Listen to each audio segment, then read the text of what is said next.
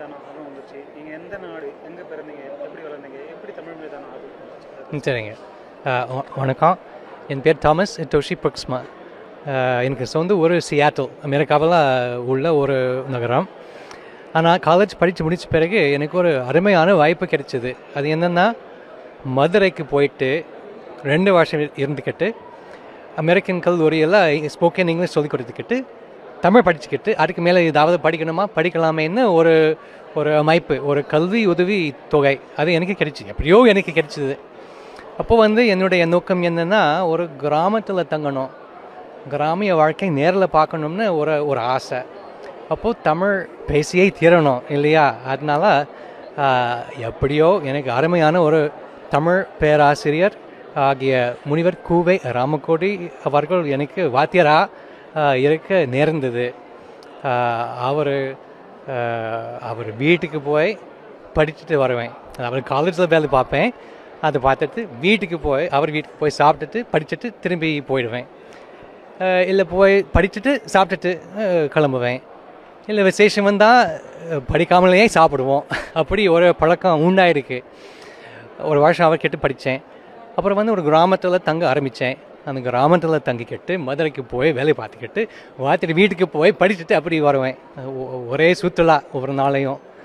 அப்போது அது முதல்ல என்னுடைய நோக்கம் என்ன, மக்களோட பழகணும், பேசணும். ஆனால் படிக்கும்போது இப்போது வாத்தியார் ஒன்று சொன்னார், நம்ம எழுத்து தமிழ் படிக்கலாமேன்னு அப்படின்னாரு. அது சரிங்க ஐயா அப்படின்னு சொன்னேன். ஆனால் எனக்கு அந்த பேச்சு தமிழே எனக்கு எவ்வளோ கஷ்டம் கொடுக்குது, அதுக்கு மேலே எழுத்து தமிழ் எனக்கு வருமானு அது வேண்டாங்கன்னு அப்படி சொன்னேன்.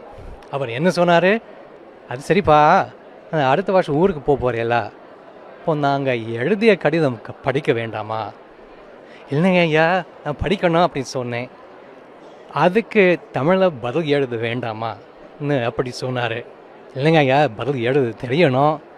அப்போது நம்ம எழுத்து தமிழ் படிக்க ஆரம்பித்தோம். எப்படி படித்தோம்னா, அந்த தமிழ் பாட நூல் இருக்கு இல்லையா, அது எல்கேஜி யூகேஜிலேருந்து +2 வரைக்கும் நான் படிச்சுட்டேன். அப்போது அது படிக்கும்போது ஔவையார் அருளிய மூதுரையும் படிக்க வச்சார் வாத்தியார். அப்போது அந்த ஔவையார் பாட்டு படிக்கும்போது, மனப்பாடம் பண்ணும்போது, பாட்டானது என்ன தெரிஞ்சுக்கிட்டேன் நான். அதாவது என்னுடைய வாத்தியாரும் ஔவையாரும் ஒரு பெரிய கதவு திறந்து வச்சாங்க. அது கவிதையான கதவு, மொழியான கதவு. அது அப்படி நான் நுழைஞ்சிக்கிட்டேன். அப்போ இருந்து தமிழ் படிச்சுக்கிட்டே வரேன். ஆங்கிலத்தையும் ஒரு சிறந்த கவிஞனாக, மொழிபெயர்ப்பாளனாக, எழுத்தாளனாக இருக்கணும்னு நான் வேலை பார்த்துட்டே இருக்கேன். இங்கே தமிழ்நாட்டுக்கு தமிழ் கற்றுக்க ஆரம்பிச்சதுக்கப்புறம், கிராமத்தில் போயிட்டு வந்ததுக்கப்புறம், தமிழ் கலாச்சாரத்தை பற்றியும் தமிழ் இலக்கியங்களை பற்றியும் நீங்கள் கற்றுக்க ஆரம்பிச்சதுக்கப்புறம் உங்களுக்கு என்ன மாதிரியான ஒரு ஃபீல் இருந்துச்சு? இப்போ எத்தனையோ இருக்கு. அதில் ஒன்று முக்கியமானது என்னென்னா, விருந்தோம்பல் நம்ம சொல்லுவோம் இல்லையா, இந்த அன்பாக கூப்பிடுறது, வாங்க சாப்பிடுவாங்க, வீட்டுக்கு வாங்க, இருந்துட்டு போங்க, ஒரு வாரமாவது இருந்துட்டு போங்கன்னு நம்ம கூப்பிடுவோம் இல்லையா. அது அற்புதமான அருமையான ஒரு பண்பு, ஒரு பண்பாடு. அதை பார்த்து நான் ரொம்ப சந்து போயிருக்கேன். நான் ஒரு கிராமத்தில் தங்கினேன்னா, அந்த கிராமத்தில் முதல்ல ஒரு சும்மா ஒரு சின்ன வீடு, அது வாடகையாக தான் நான் வந்தேன். அந்த வீட்டில் அந்த வீட்டுக்காரங்க நான் தனியாக சமைப்பேன்.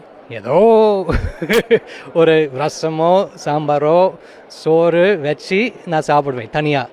அவங்க அதை பார்த்தாங்க, என்ன தனியாகவே இது சமைச்சு சாப்பிட்றியா, அது வேணாம், வீட்டுக்கு வாங்க சாப்பிட்டுட்டு போகலாம். அப்போது அவங்களோட சாப்பிட ஆரம்பித்தேன். அப்போது நம்ம சாப்பிட பேச பழக இப்போது ஒரு ஒரு மறக்க முடியாத ஒரு தொடர்பு உண்டாயிருக்கு.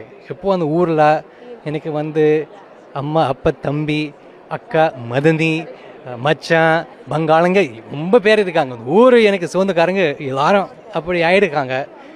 என்னை அந்த ஊருக்காரன் ஆக்கிட்டாங்க. அது வந்து எப்படி அது விருந்தோம்பல் மூலமாக தான் உண்டாகி ஒரு ஒரு பாசம் ஒரு அன்பு அதான் ரொம்ப பாராட்டுறேன்.